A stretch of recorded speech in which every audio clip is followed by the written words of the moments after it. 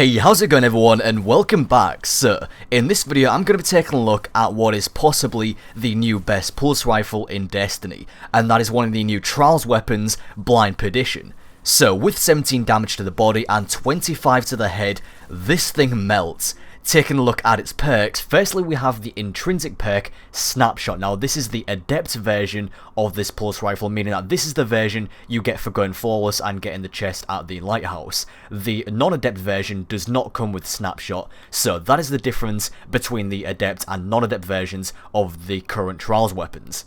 Then from the rest of the perks, we also have a choice of either CQB ballistics, smart drift control, smooth ballistics, small bore, hand-laid stock, high caliber rounds, hand-loaded, counterbalance, and outlaw.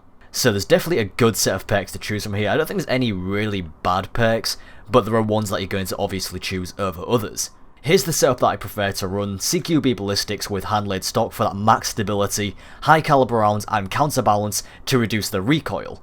Now, Blind Perdition has quickly become my new favourite go-to pulse rifle, even after a few games of using this thing. It's just one of those guns that you can pick up, and it immediately feels extremely comfortable and extremely smooth to use when you fire this thing.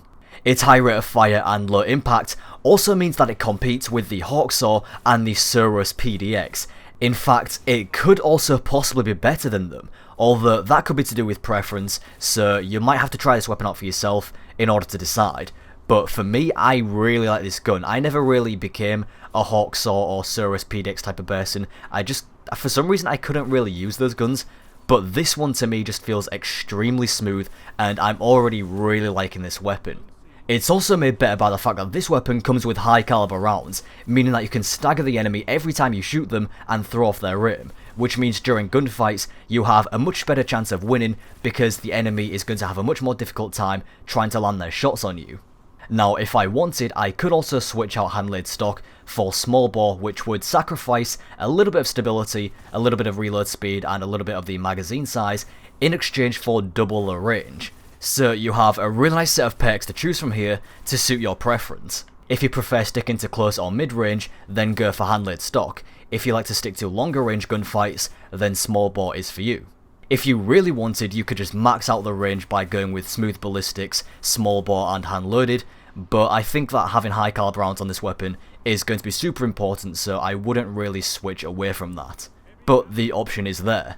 The new Trials weapons also come with their own unique sights that actually look kinda nice. They're really clean and open, so there isn't really too much clutter going on the screen. And in addition, they highlight enemies. It took me less than a game to get used to this, so you'd have to worry about it being a distraction or anything. It's like a colouring book. Shoot inside the lines and colour your opponents in the colour of blood.